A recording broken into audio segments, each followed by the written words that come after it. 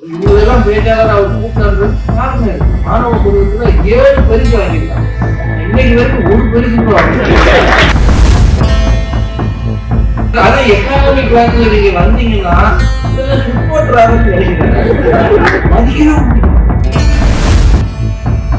மகாத்மா காந்தி விமானமே ஏறல, கடைசியில் இருக்கு கப்பல்ல தான் போனாங்க.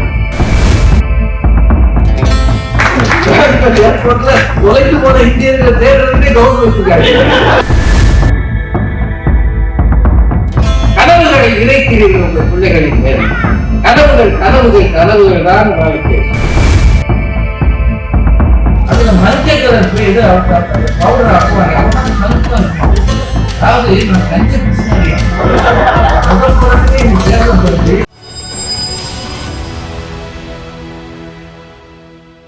அதுல மாற்று கருத்தே கிடையாது. அது சந்தோஷம் தான். எப்ப இருந்தாலும் நான் முதல் மேடையில பேசினது எனக்கு சந்தோஷமா இருக்குமா இல்லையா? இன்னைக்கு ஒரு பேச்சாளர் பாபையார் வாரம் கூப்பிட்டாரு. இவங்களெல்லாம் பேச்சாளர் அவர் கூப்பிட்டாரு காரணம் இருக்கு. மாணவ பருவத்துல 7 பரிசு வாங்கியிருக்காங்க. இன்னைக்கு வரைக்கும் ஒரு பரிசு கூட வாங்க 7 பரிசு கூட ஒரு ஆண்டுல 1 இயர் 7 பரிசு அம்மன் கழகத்துல.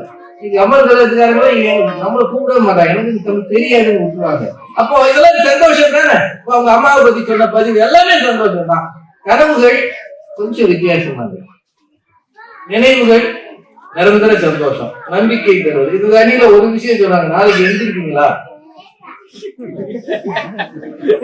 இருக்காங்க இன்சூரன்ஸ் கம்பெனி தான் போகணும். ஆனா நல்ல சேல்ஸ் பண்ணிருக்காங்க. நாளைக்கு எழுந்திருக்கீங்களா? இல்ல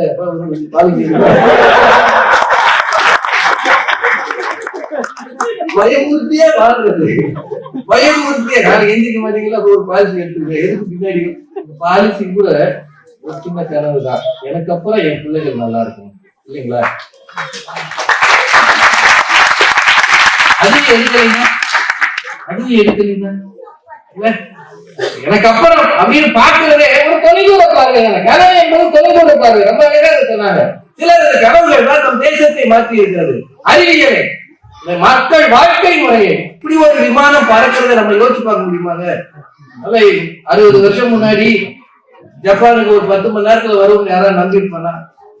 சிங்கப்பூர் ஏர்லைன்ஸ்ல ஏறி அவன் என்ன கொடுக்குறாங்க தெரியாம இலையா கொடுக்குறாங்க. அது நாங்க வெஜிடேரியன் சொல்லிட்டோமா, கட் பண்ணி அழகான இலையா கொடுக்குறாங்க. இதெல்லாம் நாங்க எங்க ஆட்டுத்தான் போடுறோம்.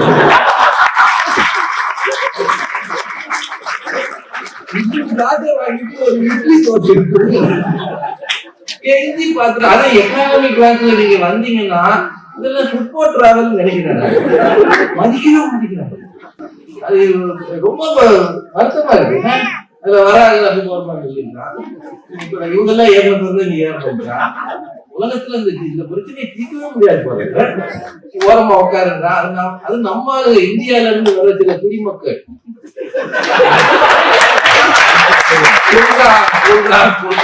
ஒரு ஆளு இந்த மாதிரி ஒரு கிணத்து தலையில வச்சுட்டு எங்க பக்கத்துல இருக்க ஆளு ஒரு கப்ப தலையில வச்சு கூடுன்னு அந்த பொம்பளை அப்படி பார்த்தா அப்படின்னு போறான்.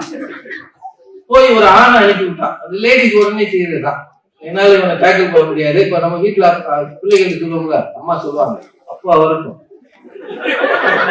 பொண்ணு சொல்ற. அதுல வந்து அது அப்பாவுக்கு இல்லைன்னா இது மாதிரி ஒண்ணு கொடுத்து அந்த அம்மா அவர் ஆண் ஒருத்தர் வந்தார். அவர் வந்து வெயிட் ஃபார் 20 minutes அப்படின்னு போயிட்டார். அவர் 20 minutes வெயிட் பண்ணார். பண்ணி அது வந்த பிறகு சாப்பிட்டு பாட்டு பாடினா பாருங்க, ராத்திரி எல்லாம் பாட்டு. நினைச்சு பார்த்துக்கோமா, ஒரு 30 வருஷம் முன்னாடி எவ்வளவு பெரிய பயணம், எவ்வளவு பெரிய பயணம். ராஜாஜி வாழ்க்கை முழுவதும் வெளிநாடு போல. மகாத்மா காந்தி விமானமே ஏறல, கடைசி வரைக்கும் கப்பல்ல தான் போனார். நம்மால நினைச்சா பையன் ஸ்டேட்ஸ்ல இருக்காங்க. நீங்க பிராங்க்பர்ட் ஏர்போர்ட்ல தொலைத்து போனாங்க. ஏர்போர்ட்ல தொலைத்து போன இந்தியர்களை தேடுறதுக்கே கவர்மெண்ட் வச்சிருக்காங்க.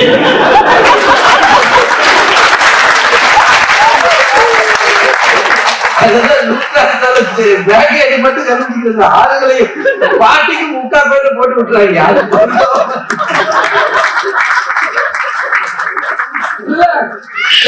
ரிசர்வ் டைம் அந்த ரெடியா இருந்தா நமக்கு ஒரு டிக்கெட் புக் பண்ணிட்டாங்க. ஏதாவது இந்தியா கம் டு யுஎஸ் போய் நின்று பார்த்து அதாவது இமிகிரேஷன்ல நிக்கிற காட்சி என்ன மாற்ற முடியாது. கனவுகளை இறைக்கிறீர்கள் உங்கள் பிள்ளைகளின் மேல்.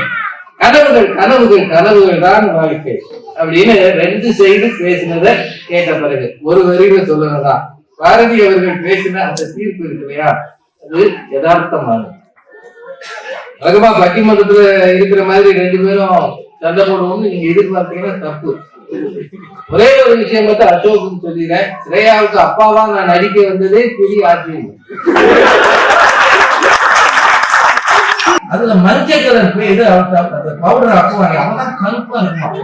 அதாவது நான் கஞ்ச பிசினாரியா முதல் படத்திலே நீ சேர்ந்தப்படுத்தி என் கூட நடிக்கிறாங்க அந்த அம்மா. அந்த அம்மாவுக்கு சும்மானாலும் சரி, அந்த அம்மாவுக்கு எங்க 2 பேருக்கு பிறந்த ஸ்ரேயா மட்டும் அழகா இருப்பாங்க.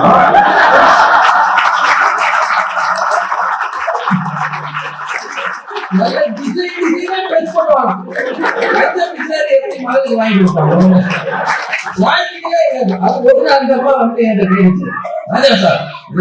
நல்ல ட்ரெஸ் கூட நமக்கு தர மாட்டேங்கிறாங்க. எனக்கு பாருங்க கேவலமா இருக்கு, அவளுக்கு மட்டும் நல்ல ட்ரெஸ். நான் சொன்னேன் நீ எனக்கு ஜோடி, அவன் சூப்பர் ஸ்டார்.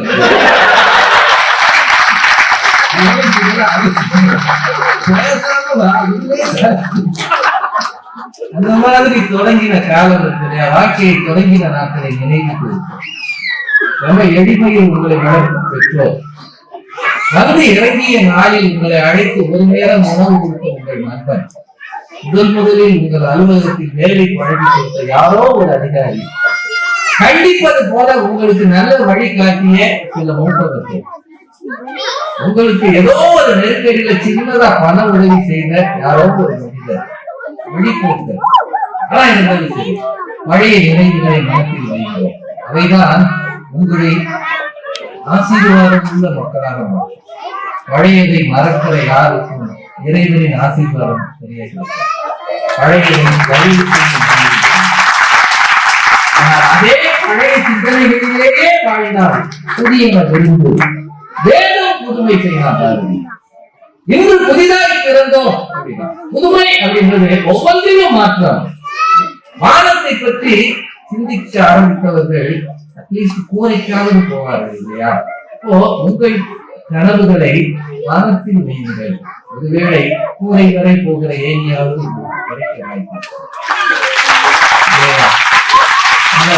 மகிழ்ச்சி என்பது பழைய நினைவுகளில் தொடங்கி நாளைய கனவுகளை நோக்கி பயணிப்பதில் தான் இருக்கிறது. தேடல் என்பது உள்ளவரை தினமும் பசி இருக்கும். தேடல் என்பது உள்ளவர்க்கே வாழ்வில் ருசி இருக்கும். ஒரு பாடல். தேடல் தான் கனவு. நல்ல கனவாக இருக்க வேண்டும். அடுத்த வீட்டுக்காரனுக்கு இறந்து வரணும், நீண்ட கனவு வராது. உங்கள் வாழ்க்கை சிறப்பாக இருக்க வேண்டும் என்று நினைவுகள். ஏன்னா இன்னைக்கு தமிழ்நாட்டுல 2016 முதலமைச்சராக 16 பேர் கனவு போட்ட புதுப்பட பூஜையில கதாநாயகன் ஆனவன் முதல்ல நானும் முதலமைச்சர் கேண்டிடேட். இந்த மாதிரியான வெத்து கனவுகள் அல்ல, இந்த தேசத்துக்கு உரமூட்டுகிற கனவு, உங்கள் வாழ்க்கையை மாற்றுகிற கனவு, உங்கள் குடும்பத்திற்கு பெருமை சேர்க்கிற கனவு. அத்தகைய கனவுகள் தான் அதை அடைகிற பயணத்திலே மகிழ்ச்சியானதாக இருக்கும். அது இறைவன் அருளால் எல்லாருக்கும் வாய்க்க வேண்டும். 2015 இந்த பொங்கல் விழா உங்களை அதை நோக்கி நடத்த வேண்டும் என்று சொல்லி இவ்வளவு சிறப்பாக கேட்ட எல்லாருக்கும் நன்றி சொல்லி அந்த இருவரையும் இந்தியாவிலிருந்து அழைத்து எல்லா வசதிகளையும் செய்து கொடுத்த ஜப்பான் தமிழ் சங்கத்தை சார்ந்த அத்தனை பேருக்கும் சிறப்பாக பெரியவங்க 2 பேர் இருக்கிறாங்க. அவங்கதான் ரொம்ப காலத்துக்கு முன்னாடி இந்த ஊர்ல சின்னதா ஒரு அமைப்பை ஏற்படுத்தி இன்னமும் இளமை துள்ளலோடு இங்கு இருந்து எல்லாரையும் வழிகாட்டுகிறார்கள். அவர்களுக்கு எல்லாருக்கும் எங்கள் இருவரின் சார்பாக நன்றி சொல்லி அந்த தீர்ப்பு மாற்றப்படவில்லை.